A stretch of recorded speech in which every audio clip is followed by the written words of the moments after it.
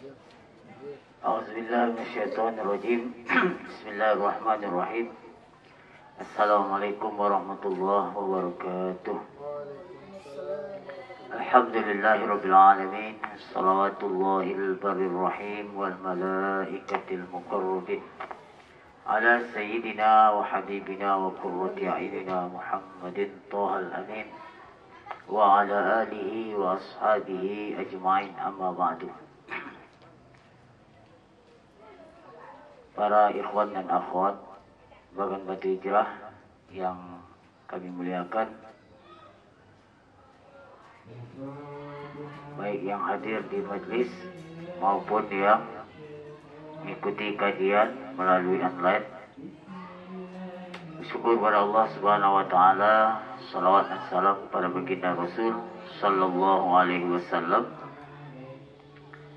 Alhamdulillah, kembali kita sore ini melanjutkan kajian rutinitas kita Bagan Batu Hijrah dengan tema atau materi yang sudah dibuat oleh admin kita Bagan Batu Hijrah, yaitu thariqah dan tasawuf serta mewaspadai sufi gadongan. Artinya, beberapa cara pandang atau sudut pandang tentang tasawuf dan thariqah ini. Setidaknya ada 3 cara pandang yang insyaallah kita kaji dalam kajian sore ini.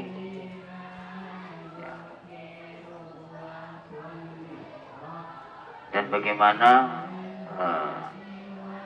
pandangan Ahlussunnah wal Jamaah terhadap at-thariqah dan at-tasawuf.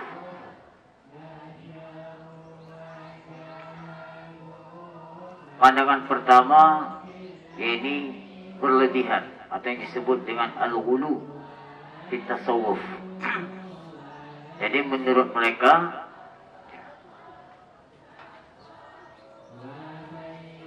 asal tasawuf dianggap itu adalah bid'ah muharramah, sesat, khurafat dan seterusnya.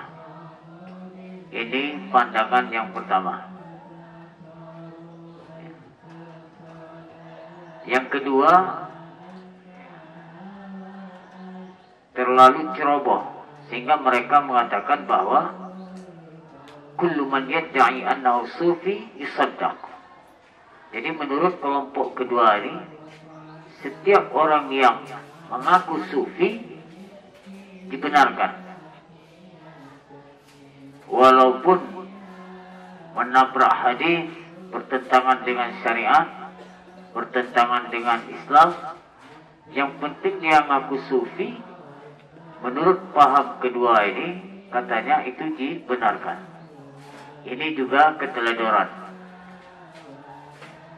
Yang pertama tadi, kelompok yang pertama menganggap setiap yang mendakwahkan dirinya sebagai sufi atau thariqah, mereka katakan itu adalah sesat, bid'ah, khurafat, dhalalah dan seterusnya.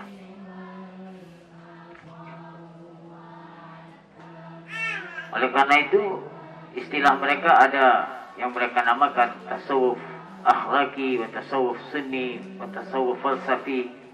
Ya. Sekalipun itu semuanya bertentangan dengan syariat, ya, mereka benarkan itu semua.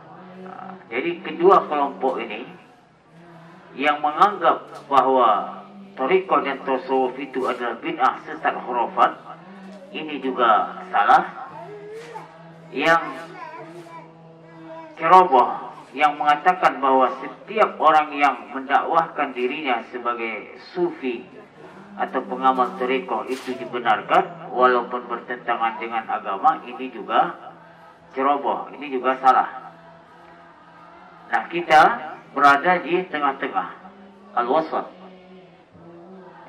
kita Ahlussunnah wal Jamaah berada di posisi pertengahan. Artinya kita membedakan mana al-mutahaqqiqina minas sufiyah, yang betul-betul sufi sejati, atau mudda'i tasawuf, yang ngaku-ngaku sufi.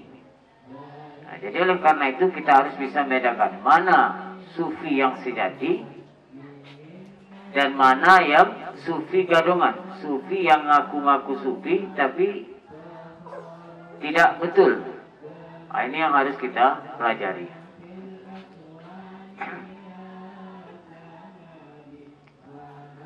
Itu yang pertama yang harus kita pahami. Terus yang kedua, istilah tasawuf ini memang belum ada di zaman Rasulullah. Ya.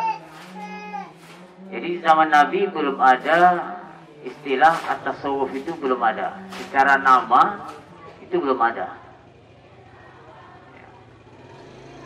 Tapi dari segi substansi ajaran tasawuf itu sudah ada. Sama dengan ilmu nahwu misalkan, itu zaman Rasulullah belum ada penamaan nahwu itu.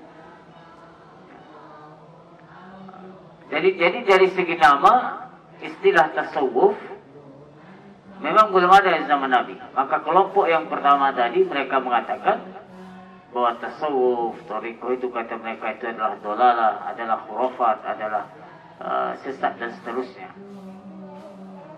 Adapun kita Ahlussunnah wal Jamaah, kita mengatakan bahwa ada yang al-mutahaqqiqina minas sufiyah, yang betul-betul sufi sejati, ada juga yang mudda'i tasawuf, yang ngaku-ngaku sufi tapi bukan sufi benaran.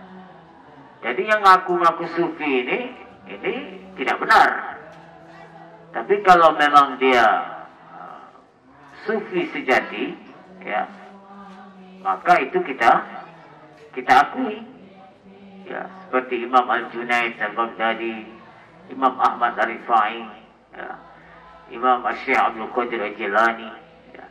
Ini adalah perintis thariqah Al-Qadiriyah, thariqah Ar-Rifaiyah. Jadi ada sekitar 40 thariqah yang mu'tabarah, 40 thariqah yang mu'tabarah, ya, dan seluruh perintis-perintisnya adalah benar, ya. Dan mereka tidak ada mengatakan bahwa thariqah itu wajib, tidak ada. Thariqah ini sunnah. Jadi perintis-perintis thariqah dulu, ya, tidak ada mengatakan bahwa thariqah itu wajib, itu tidak ada. Jadi kalau ada belakangan ini yang mengatakan bahwa kalau orang tidak berthariqah itu nanti berdosa, mati dalam keadaan dosa besar, nah ini tidak betul, tidak benar. Perintis-perintis thariqah itu dulu tidak ada mengatakan bahwa thariqah itu wajib, ya. Makanya hati-hati. Nah, ini yang harus kita bedakan, mana yang betul-betul sufi dan mana yang ngaku-ngaku sufi. Kalau ditanya apakah istilah tasawuf sudah ada sejak zaman Nabi, kita katakan belum ada. Tetapi dari segi substansinya atau ajaran tasawuf itu sendiri, itu memang sudah ada sejak zaman Rasulullah Sallallahu Alaihi Wasallam. Bukankah Allah Subhanahu Wa Taala dalam Al-Quran menyebutkan apa? Wa amma man khafa maqama rabbih wa nahan nafsa 'anil hawa, fa innal jannata hiyal ma'wa. Ini dasar, ya, ilmu tasawuf. Wa amma man khafa maqama rabbih wa nahan nafsa 'anil hawa.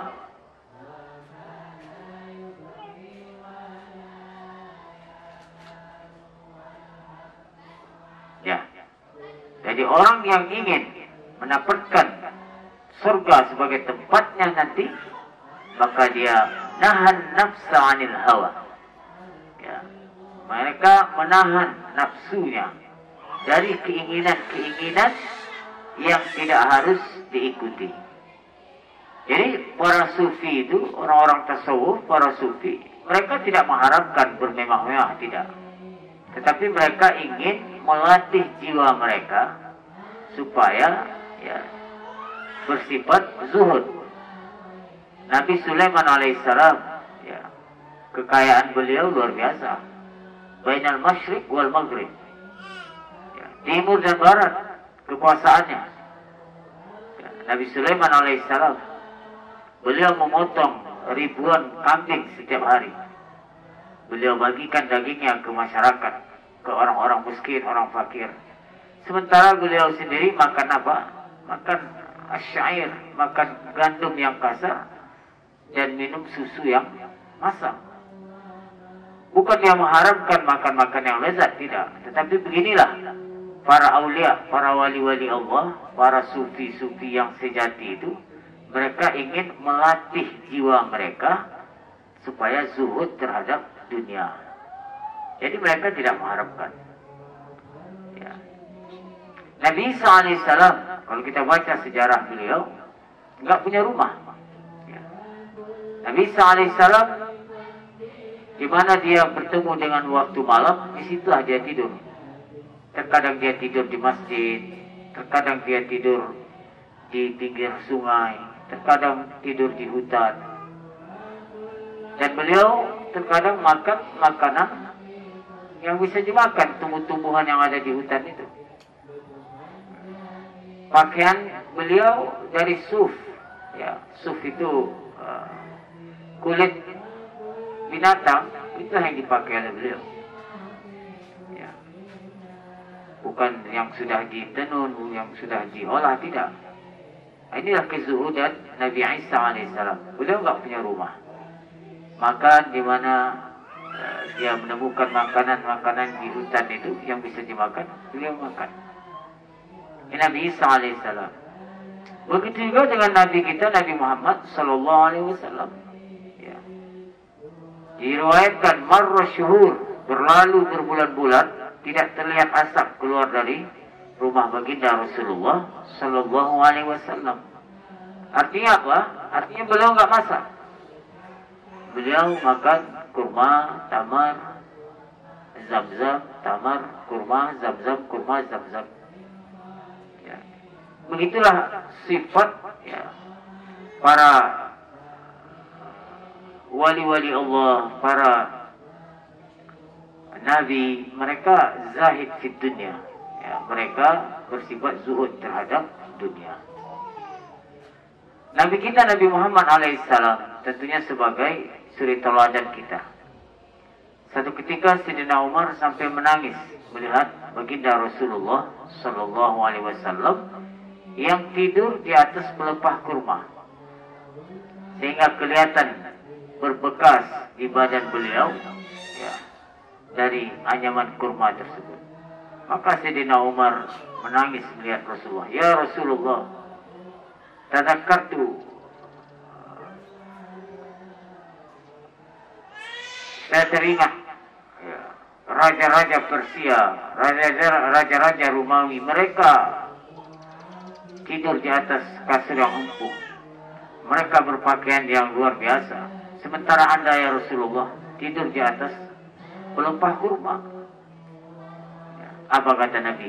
Wahai Umar, ala turid lahumud dunya walanal akhirah. Apakah kamu tidak ingin bagi mereka dunia dan bagi kita akhirat? Ya. Mali walid dunya wa malid dunya mali. Innama ana karakibin istadhalla tahta syajar summa roha wa tarakaha. Dunia dan kenikmatan-kenikmatan dunia tidaklah berharga bagiku, kata Nabi. Innama ana karakibin, hanya saja saya ini seperti pengembara, seperti orang yang musafir. Istazalla tahta syajar, yang berteduh sejenak di bawah pohon yang rindang, di bawah pohon yang rindang, sumaroha wa tarakaha, kemudian pergi meninggalkannya. Beginilah ya, para nabi yang kaya atau yang miskin, mereka tidak pernah terpaut hatinya terhadap kenikmatan-kenikmatan duniawi. Ini diantara sifat ahli sufi, ahli tasawuf, para aulia. Sehingga dalam hadis disebutkan, ya, kata Nabi, jauhilah at-tana'um. Ya.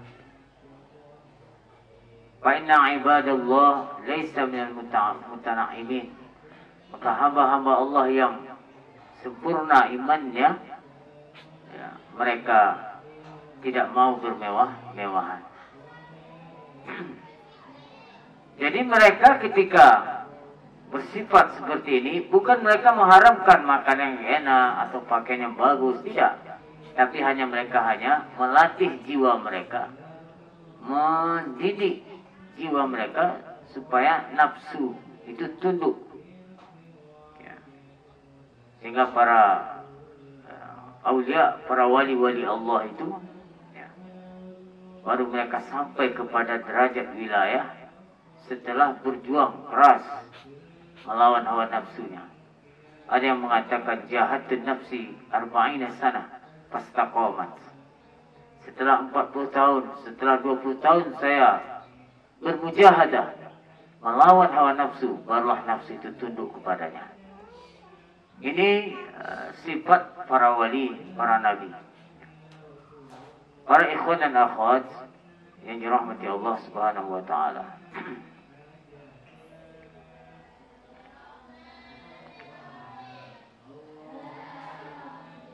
Ibnu Taimiyah, ya, pimpinan orang Wahabi, dialah orang pertama kali yang mencaci tasawuf.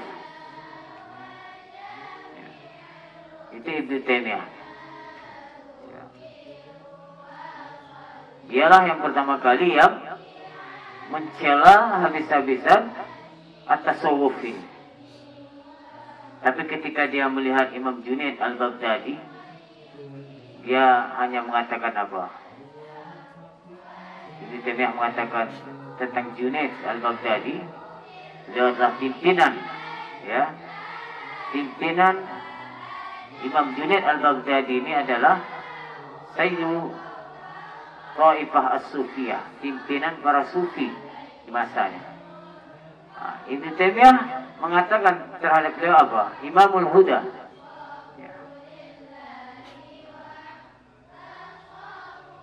Nah ini, artinya Ibnu Taimiyah mengakui bahwa Imam Al-Junaid al-Baghdadi itu adalah Imamul Huda. Dan Imam Junaid al-Baghdadi, beliau adalah pimpinan para sufi di masanya. Itu enggak kalau kuat hati-hati. Enggak kalau kuat apa? Para ikhwan dan akhwat, ya. Kemudian apa bedanya tasawuf dan thariqah ini? Kalau tasawuf itu lebih kepada inti amalan-amalan ajaran, kandungan tasawuf sesungguhnya. Nah, itu tasawuf. Jadi tasawuf itu, ya, lebih kepada inti amalan-amalan ajaran, kandungan tasawuf sesungguhnya. Adapun thariqah ini munculnya pada abad 7 Hijriah. Yang dirintis oleh para aulia-aulia Allah, para wali-wali.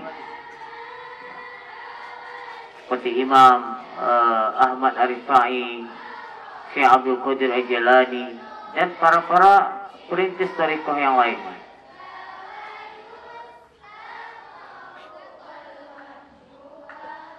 Imam Ahmad Ar-Rifai mengatakan apa? Az-zuhdu awwalu qadamil qasidina ila Allah. Artinya apa? Orang yang mau derajat tinggi, orang yang mau sampai kepada derajat wilayah, maka dia harus mulai bersifat zuhud. Maka seluruh para wali, seluruh para nabi, mereka itu dihiasi dengan sifat zuhud, sifat tawadu, sifat rendah hati. Ya.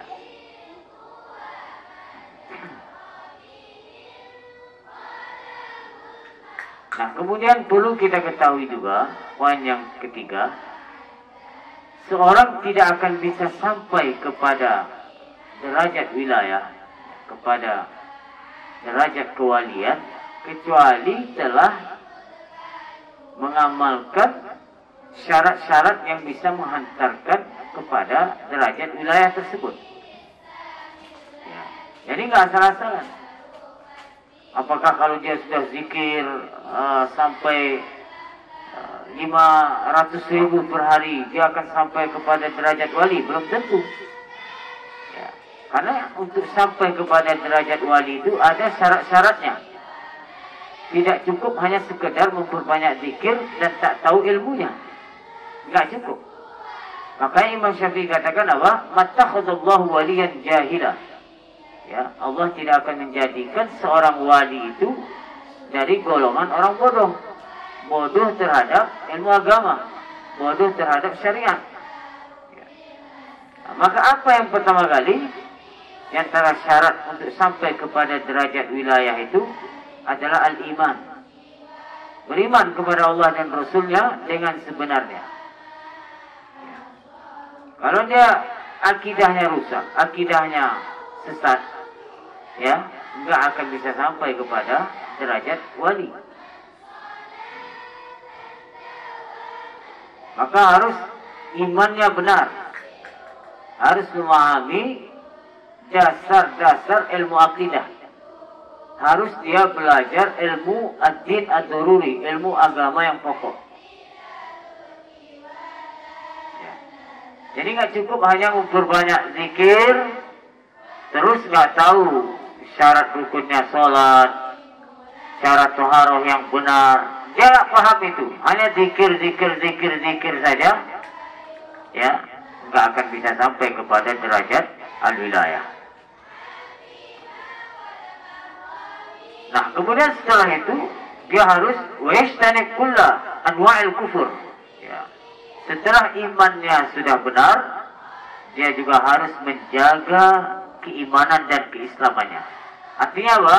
Dia harus menjauhi macam-macam kekufuran yang bisa membatalkan iman dan Islamnya. Seperti kufur keyakinan. Apa itu kufur keyakinan? Ya.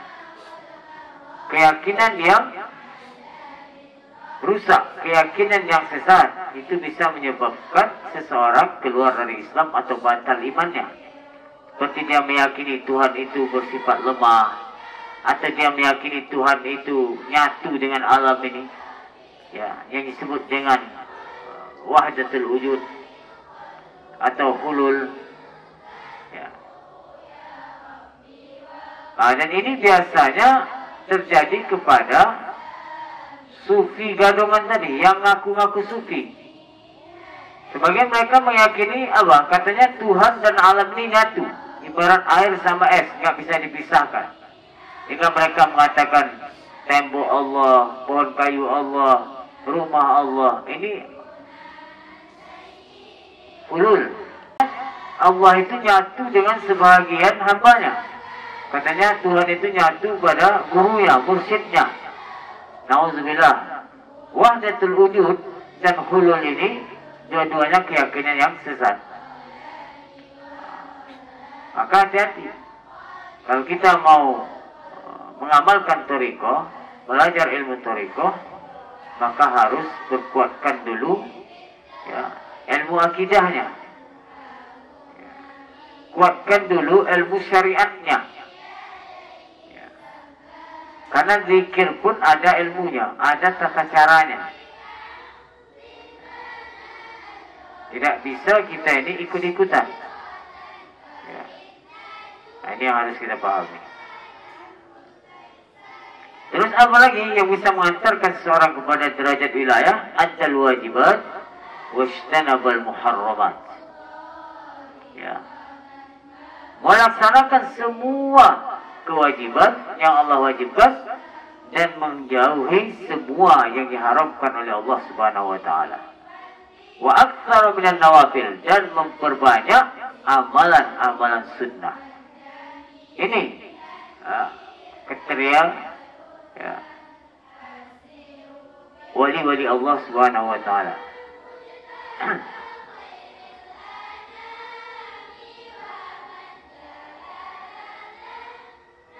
Kalau kita ditanya, siapakah wali yang paling afdal ya, di kalangan manusia ini?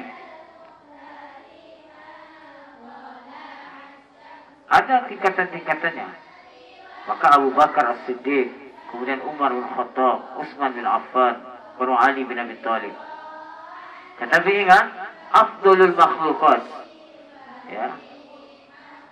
Makhluk yang paling afdal itu adalah para nabi. Wa kullam faddalna 'alal 'alamin. Dalam Al-Quran disebutkan. Ya. Satu nabi itu afdal, lebih afdal min jami'il awliya. Itu kaedahnya. Jadi kita jangan berlebihan, jangan sampai memuji seorang wali sampai derajatnya kepada seorang nabi atau melebihi, atau memuji seorang nabi menyamakannya sampai sama dengan Allah. Nah, ini namanya al-ghulu fiddin, berlebih-lebihan dalam agama. Nah, ini yang berbahaya. Iyakum wal-ghuluwa, kata Nabi. Jauhilah sifat berlebih-lebihan dalam agama, karena umat-umat terdahulu mereka itu dibinasakan karena ghulu fiddin, berlebih-lebihan dalam. Kita mencintai Nabi, kita memuji Nabi, tetapi tidak sampai memujinya itu ya, sampai menyamakan dia dengan Allah. Ini nggak boleh. Apa contohnya? Seperti orang mengatakan katanya Nabi itu mengetahui hal yang gaib. Nah, ini menyamakan Nabi dengan Allah. Ini tak boleh. Ini namanya ghulu, berlebihan. Nabi tahu perkara-perkara yang gaib itu disebabkan diberitahu oleh Allah Subhanahu wa taala.